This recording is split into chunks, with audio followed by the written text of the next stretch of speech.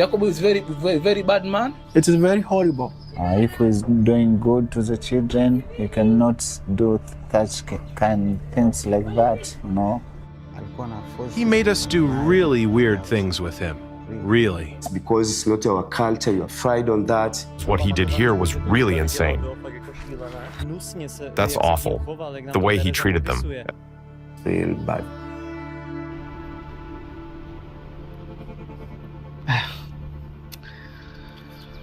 I don't want even to remember. It was a bad day for me.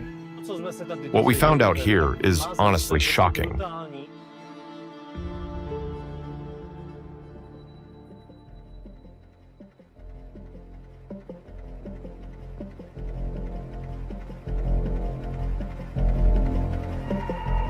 Right now, we are in Tanzania.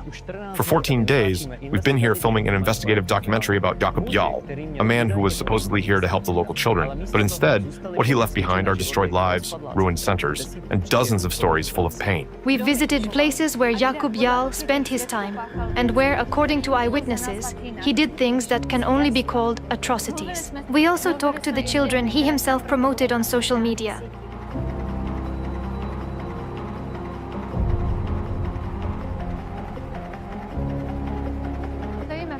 We are standing in the Nature and Skills Center, a place that used to help children long before Jakub Jahl ever came here. People like Teresa, Ramadan, Bob, and many others used to work here. But today, all that's left are empty walls and shattered dreams. And according to witness testimonies, Jakub Jahl is the one behind their destruction. Now, you will hear these first accounts for yourselves.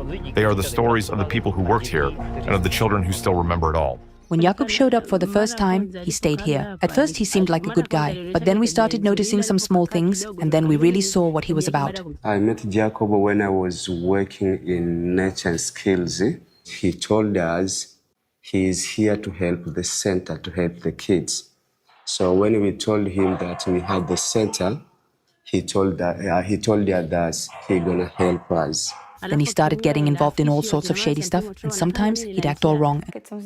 When I found out that the project he had been promoting, by then it had already been 2 years, was not a real project as it was supposed to be. He didn't spend a lot of time with kids, but what he needed is all photos and videos. And within a time, you see on Facebook, he's already sending this one, he needs this one, he needs this. Even sometimes, even some things which we didn't ask. He just needed to film some videos with children to get money from people. So it was a trick for the money, which is collect to Czech Republic to help people. So it was a trick to destroy their community here in Tanzania. And when I asked him, he said, get the money from the stupid Muzungu in the Czech Republic. Jakub is like this, you know, here in Tanzania life is very tough. So he knows that. So he used that opportunity. Jakub will take a lot of photos and tells them he'll help them. But he didn't help them anything. I think you can see everywhere. Then they took my kids aside without telling us anything and said they'd help us. But after a while, they just disappeared. I said, that guy has come again to scam me. They've come again to take money from Europe. I hate that. I really hate him. I really hate him. She's not happy. This woman, who literally broke down in tears when she spoke about Jahl, lives in a clay hut with 5 children. So, we're in the village where the first orphanage was. This is already our 3rd time here today, and we're asking people around if they know Jakub. You know him, right? He says yes. Do you think he likes kids? No.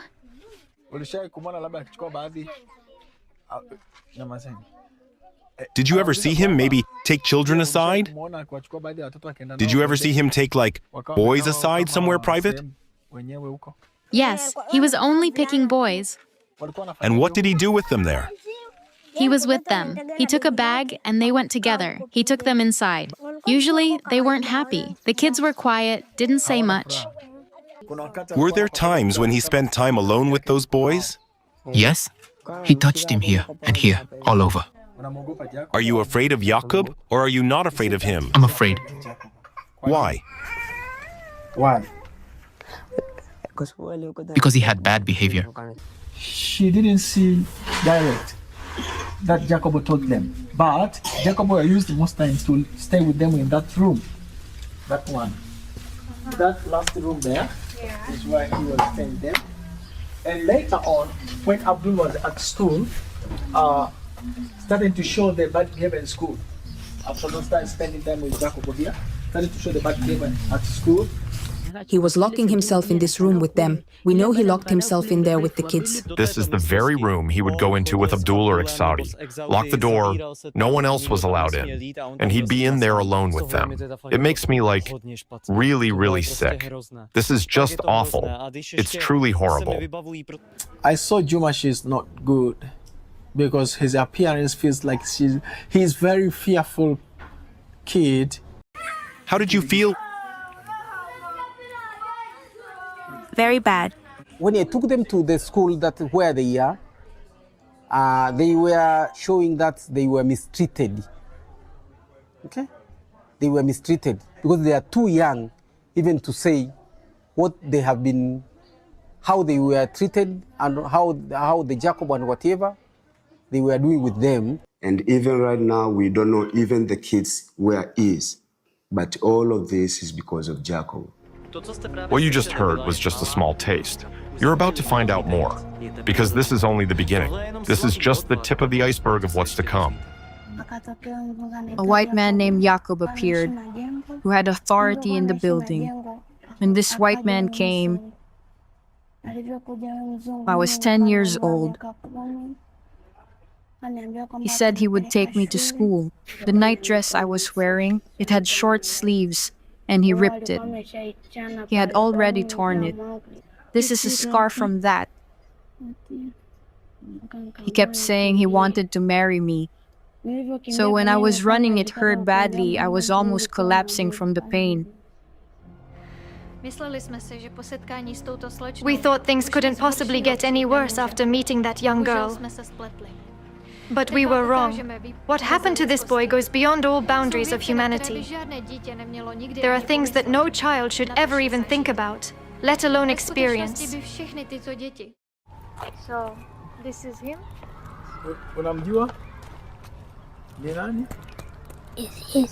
That's Jakub.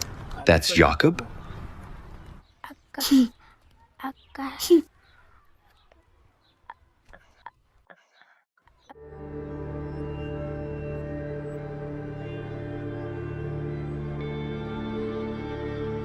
And how is it possible that this predator is studying to be a teacher today? Do we really want someone like that teaching children in a school one day?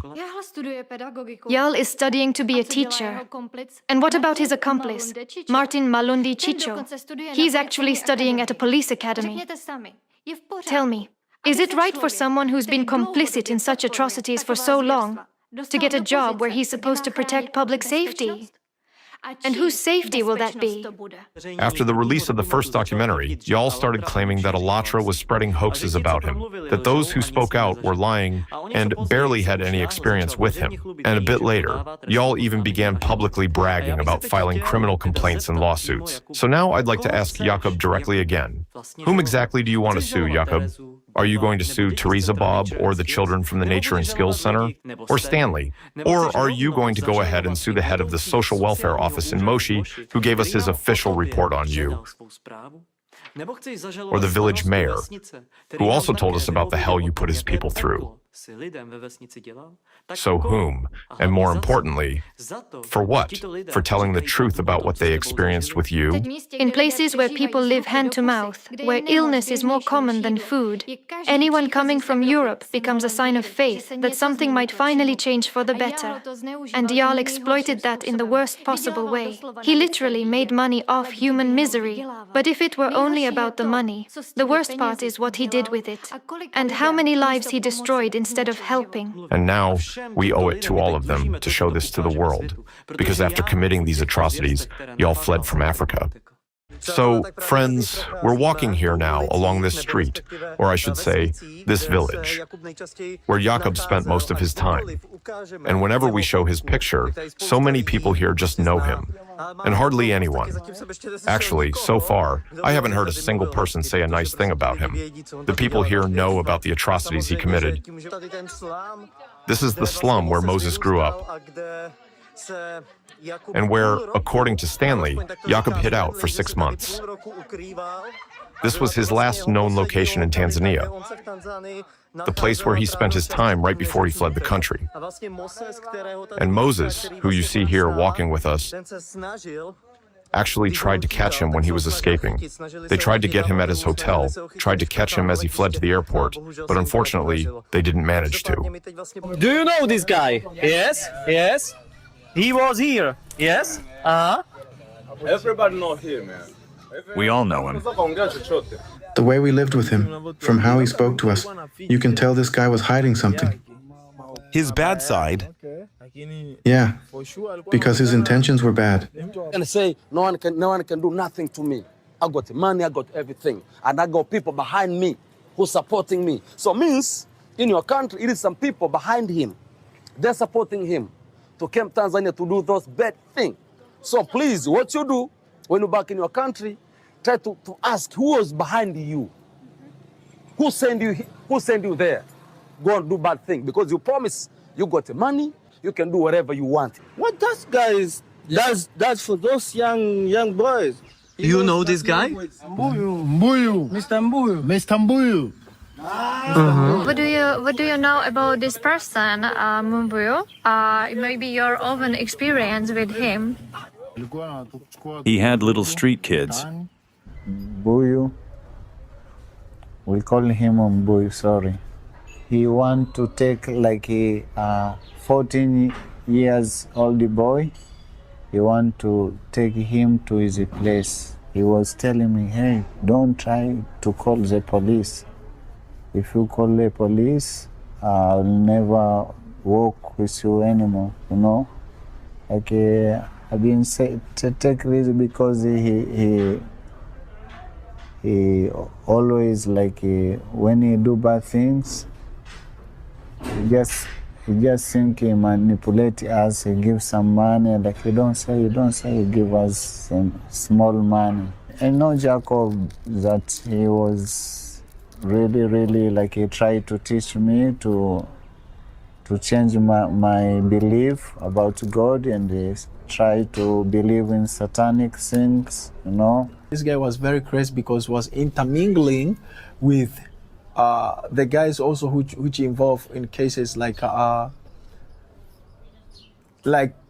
they are like thugs, you know. He was in a group of troublemakers. I mean, young men with no morals. He used to hang out with them. He'd sit with them in their groups. He liked them very much. He was liking to walk with them. He met with a lot of people here in Tanzania and he wanted to use them, pretending that he wants to help people. But unfortunately, he was doing the other mission behind the scene.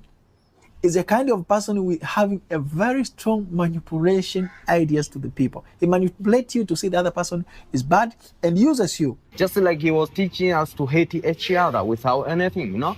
We have our job before to meet with them. We have a lot of things, but Jakub broke us. So he tried to scare a lot of my friends, but me, I'm not scared him. Yeah. Then I told him, no, you can't.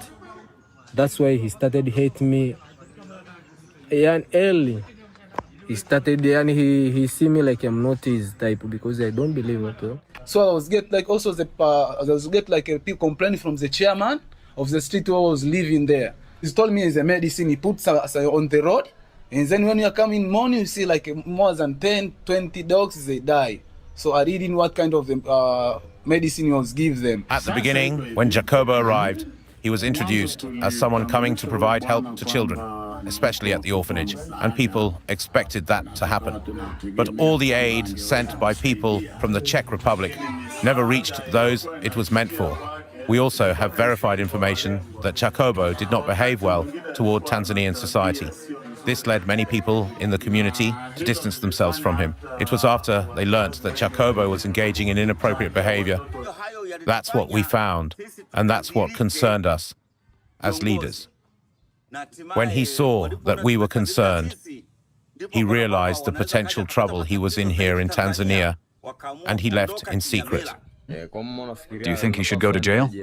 Yes, definitely. My last point is, if Jacob can go to jail, it will not be good pain to him.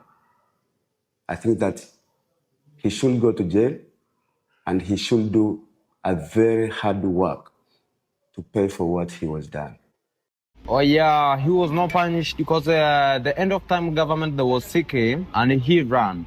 And at the time when he ran away, he ran with the money for the kids. Jakub just vanished. He left right before me. Someone picked him up in one of those rickshaws they had, and he was gone. He left Katka, the volunteer, there with us, and he took the card where the orphanage donations were being sent. He had embezzled around 2 million Czech crowns over the 2 to 3 years he was active in Africa. That money went directly into his pocket. And that was just from the transparent account. Plus, as I said, who knows how much more people were sending directly to his personal account. And when he escaped with money, as in Tatiana, me and Tatiana and Moses, we are going to search for him in the hotel there, several hotels. And at the end, we meet some sleepers in some hotels. And that waiter say, he left there in 5 minutes. He say he go to the airport. So he flight with the money of kids. So this is the story of Jakub Jahl in Africa. And believe me, this still isn't everything. During our 2-week investigation, we visited the places where Jahl had been. We walked around with his photo and asked about him literally everywhere we could. And we found out that there are far more people he harmed than we could possibly document in just 14 days. Let's ask ourselves a question. How many good people from the Czech Republic and Slovakia sent money in good faith, just wanting to help children? All it took was one psychopath. And he destroyed it all. He betrayed their trust, ruined the community, stole the money, and ruined lives. The lives of innocent children who saw hope in him from the very beginning. And then he just ran away. And today, he appears in the media as an expert, gives lectures on so-called dangerous cults, and has become the Czech face of an anti-cult extremist network. But Jahl isn't the exception. He is the prime example. All the activists in this international anti-cult network of Dworkin, with its extremist and terrorist-like ideology, from Jahl all the way to Dworkin himself, exhibit the same psychopathic traits: violence, spreading hatred, persecution, terror, and the destruction of lives through manipulation and power over others. And their hypocrisy is that they present themselves as fighters against sects and cults, claiming to protect society from threats. But do they have any respect for people's actual rights and freedoms? They claim to care about children, to be their defenders. But look at what they really do. In Africa, Jahl was doing exactly what he's doing in the Czech Republic today. He just changed the scenery. A few years ago, it was the fight against poverty. Now it's the fight against cults. But the core of his actions remains the same, destroying human lives under feel-good slogans. Today, following the example of the Nazis, he compiles blacklists and spreads false accusations and hatred toward innocent people. And his tendencies toward Nazism were already on public display more than 10 years ago, when he burned the Israeli flag in a town square in front of a synagogue. That's why I compared him to Alexander Dworkin in the first documentary, because it was this very psychopath who unleashed a wave of persecution and attacks against numerous minority groups in Russia. It's because of him that basic human rights in Russia are being increasingly suppressed. Meanwhile, Dworkin is a man with documented psychiatric diagnoses. And now, look at another face of Dworkin's totalitarian sect. In Ukraine, a very active follower of Dworkin is Irina Kremenovska, a woman who, in the past, tortured dogs and claimed that the suffering of dogs is a symphony for her ears. And then, think back to Joseph's testimony, describing how Jahl would poison dogs on the street. So I was get like also people complaining from the chairman of the street where I was living there. He told me it's a medicine he puts on the road. And then when you come in morning, you see like more than 10, 20 dogs, they die. So I didn't know what kind of medicine was give them. So, as they say, birds of a feather flock together. That is why Jahl repeatedly references Kremenovska in his videos. So we can clearly see here that all the activists in this network are exactly the same. And Jahl is obviously connected to them, rhetorically, organizationally, and ideologically. The same pattern we can find in the US, with people like Stephen Hassan and Rick Allen Ross, whom we also mentioned in the first documentary. Both were active in the anti-cult organization CAN, which went bankrupt after facing numerous lawsuits and court proceedings. While Hassan acted there as a consultant, Ross was a deprogrammer himself. A jury ordered Ross to pay over $3 million in damages to his victims. He was convicted of violating human rights, of violence, and of illegally interfering in people's private and family lives. And Jahl does the exact same thing.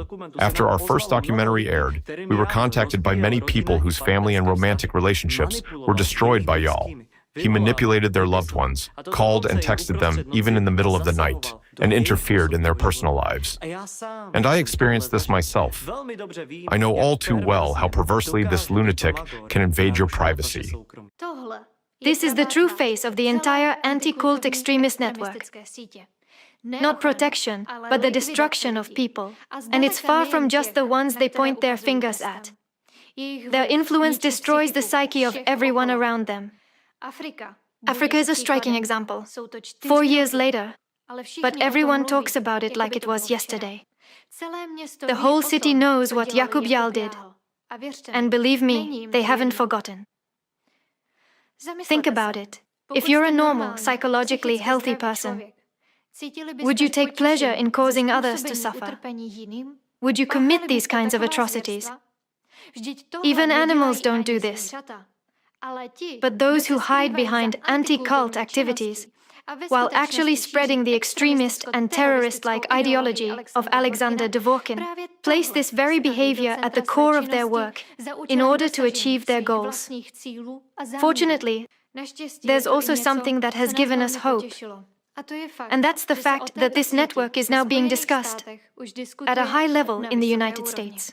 In May 2025, government and public officials gathered at a forum in Washington. With support from U.S. government circles, a clear demand was made to launch an international investigation into the anti-cult network, to prosecute its members, and to impose sanctions on all those who provide cover for this criminal activity, including experts and agents of influence within government structures. And we unequivocally support this call from Washington.